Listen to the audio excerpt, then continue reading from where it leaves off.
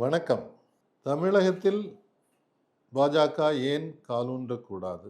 Y zero BJP இன் Tamil Nadu assembly?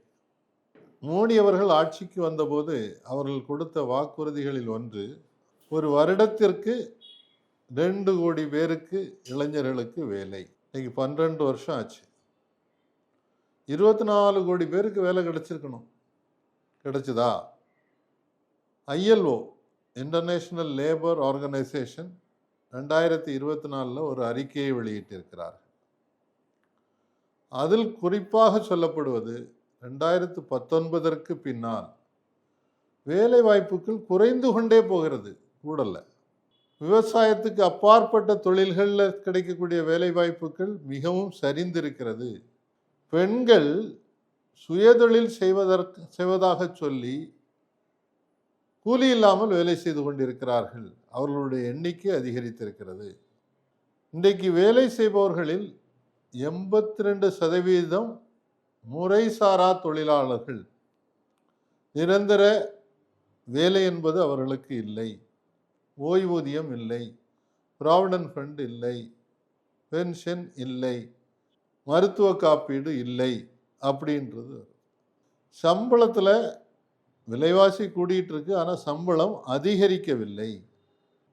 திறனற்ற தொழிலாளர்கள்னு சொல்லி ஒரு 62% பேருக்கு வேலை இல்லாமல் போன வருஷத்தில் வேலை கிடைக்கல.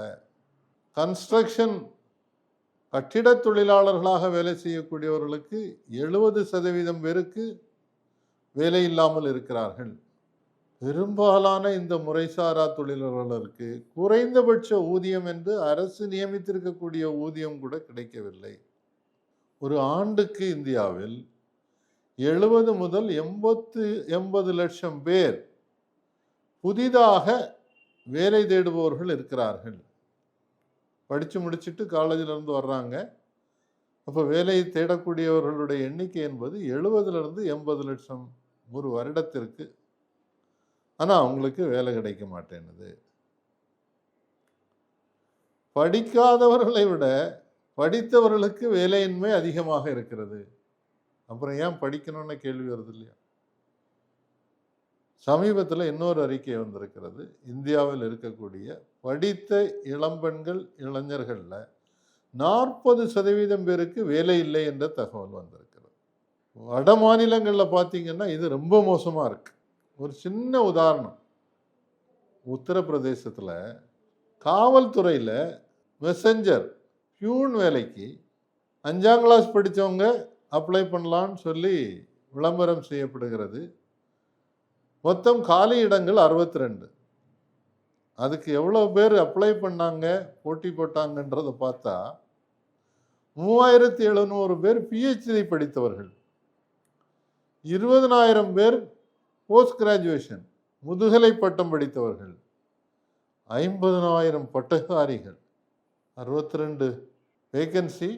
ஆனால் 3700 PhD, 28,000 PG, 50,000 கிராஜுவேட்ஸ் போட்டி போடக்கூடிய சூழ்நிலை இருக்குன்னா, இரட்டை என்ஜின் சர்க்கார் இருக்கக்கூடிய உத்தரப்பிரதேசத்தினுடைய வேலையின்மை என்ன நிலைமை இருக்குன்றதை நம்ம கொஞ்சம் யோசிச்சு பார்க்கணும். இப்போ வேலையின்மைன்னு பேசும்போது நிறைய பேருக்கு அரசாங்கம் என்னதான் செய்ய முடியும்? அவங்களால முயற்சியை செய்துட்டு தானே இருக்காங்க. மோடியே இந்தியா முழுவதும் எந்த டிபார்ட்மெண்ட்டில் வேலை கிடைச்சாலும் சர்டிஃபிகேட் அவரே கொடுக்குறாரு, அப்பாயின்மெண்ட் ஆர்டர் அவரே கொடுக்குறாரு அப்படின்னு சொல்லி கேட்குறாங்க. உலக அளவில் வேலை வாய்ப்பு அரசு மற்றும் பொதுத்துறை நிறுவனங்களில் எப்படி இருக்கிறது என்பதற்கான ஒரு புள்ளி விவரம் வெளியிடப்பட்டிருக்கிறது. அந்த புள்ளி விவரத்திலிருந்து நான் சில தகவல்களை சொல்றேன்.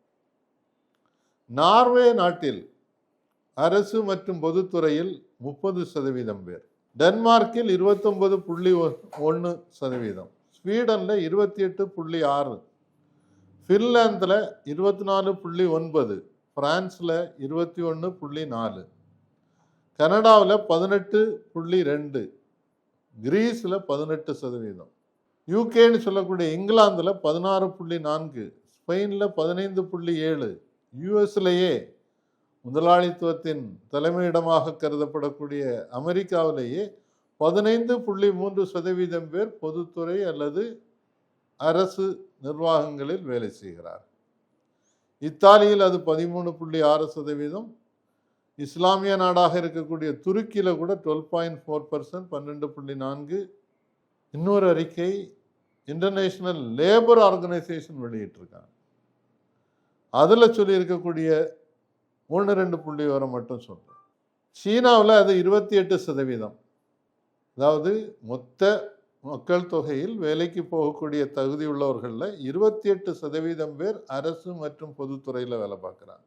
கியூபாவில் அது 77%, ஜெர்மனியில் 78%, ரஷ்யாவில் 40.6%.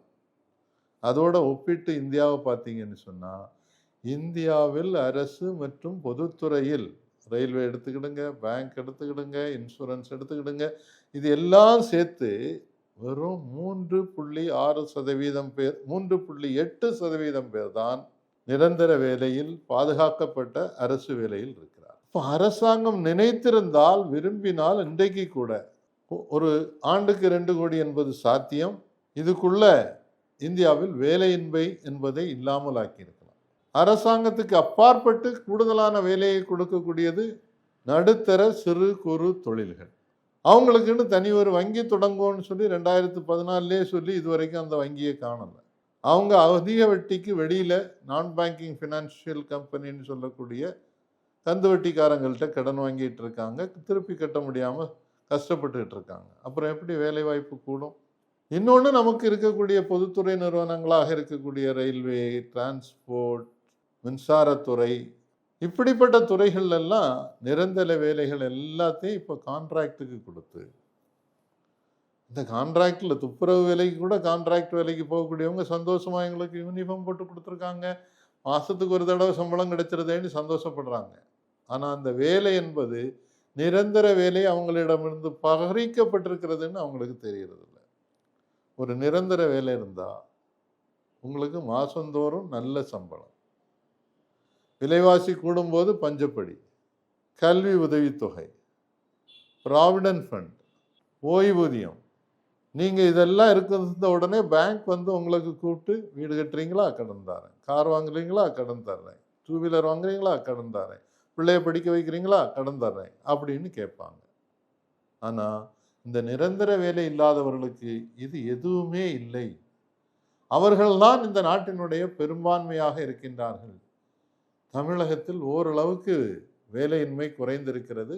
காரணம், கல்வியில் உயர்ந்திருப்பதும் அதே போன்று பொருளாதார வளர்ச்சியில், குறிப்பாக நடுத்தர சிறு குறு தொழில்கள் வளர்ச்சியில் தமிழகம் மிகவும் முன்னேற்றத்தில் இருக்கிறதுனால கொஞ்சம் வேலையில்லா திண்டாட்டம் மிக குறைவாக இருக்கிறது. அப்படி இருக்கக்கூடிய சூழ்நிலையில் பாஜக சொல்லக்கூடிய இரட்டை என்ஜின் சர்க்கார் கொண்டு வர வேண்டும், பாஜக ஆட்சிக்கு வர வேண்டும் என்ற வாதத்தை நாம் ஏற்றுக்கொண்டு என்றால், பாஜக வரும்போது அது ஒட்டகம் நுழைகிற மாதிரி ஒரு கூடாரத்துக்குள்ளே வந்தாச்சுன்னா அதுக்கு பிறகு மொத்தமாக அபகரித்து விடும். வேலையின்மை அதிகரிக்கும், நிரந்தர தொழில்கள் குறையும். அவங்களுக்கு அதில் ஒரு பெரிய உள்நோக்கம் இருக்குது. அரசு வேலையை குறைச்சி கான்ட்ராக்டர் வேலைக்கு கொடுக்கும்போது இடஒதுக்கீடு என்பதை முழுமையாக ஒழித்து விட முடியும். இன்னைக்கு தமிழகத்தில் இடஒதுக்கீட்டில் இந்தியாவிலேயே முன்னிடத்தில் இருக்கக்கூடிய மாநிலம்.